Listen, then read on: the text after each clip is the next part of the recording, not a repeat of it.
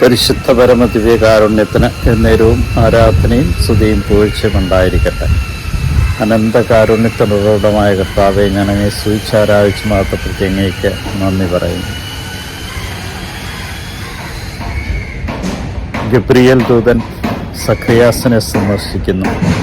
അവരുടെ അപമാനം നീക്കിക്കൊടുക്കുവാൻ തയ്യാറാകുന്നു. ഒരു കുഞ്ഞ് ജനിക്കുമെന്ന് പറയും. അവിശ്വസിച്ച സഖറിയ ഊമനായി മാറും. ദൈവത്തിൻ്റെ നിശ്ചയപ്രകാരം യേശുക്രിസ്തുവിന് മുന്നോടിയായി യോഹന്നാൻ കടന്നു വരുന്നതിനെക്കുറിച്ചുള്ള സൂചനയാണ് നമുക്കിന്ന് നൽകുക.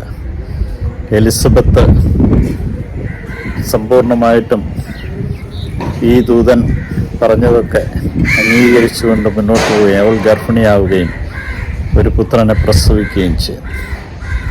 അവൾ പറയുന്നുണ്ട്, ജനങ്ങളുടെ മുമ്പിൽ എൻ്റെ അപമാനം തീർക്കുവാനായിട്ട് ദൈവം ഇടയാക്കി.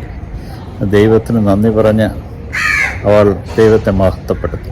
ഇന്ന് പ്രത്യേകമായിട്ടും നമുക്കും ദൈവം ദൂതന്മാരിലൂടെ നൽകുന്ന നിർദ്ദേശങ്ങൾ സമ്പൂർണ്ണമായിട്ടും സ്വീകരിക്കുവാനും ദൈവത്തിൻ്റെ കൃപ നഷ്ടപ്പെടുത്താതെ ജീവിക്കുമ്പോൾ ദൈവിക ഇടപെടലുകൾ നമുക്കുണ്ടാകുകയും അത് സംശയം കൂടാതെ സ്വീകരിക്കുകയും ചെയ്യുമ്പോൾ ദൈവ ആത്മാവ് നമ്മളിലേക്ക് കടന്നു വരികയും അവിടുന്ന് തൻ്റെ തിരുവിഷ്ടപ്രകാരം നമ്മളെ ഓരോരുത്തരെയും അവിടുത്തെ തിരുമുമ്പിൽ സമ്പൂർണ്ണമായിട്ടും അനുഗ്രഹിക്കുകയും ചെയ്യുമെന്ന് ഇന്ന് നമ്മെ ഓർമ്മിപ്പിക്കുന്നു.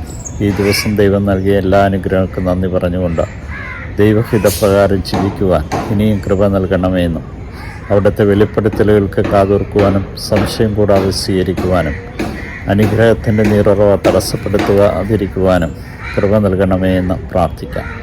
ദൂതന്മാരുടെ രാജാവായ നസ്രേക്കാനേശുവെ, പെട്ടെന്നുള്ള മരണത്തപകടങ്ങളെ കാത്തുകൊള്ളണമേ. പ്രഭാതത്തിൽ എഴുന്നേറ്റായി മഹത്വപ്പെടുത്തുവാൻ തക്കത കൃപ ഞങ്ങൾക്ക് നൽകണം. ഈശോയെ നന്ദി. ഈശോ സ്തുതി. ഈശോ ആരാധന.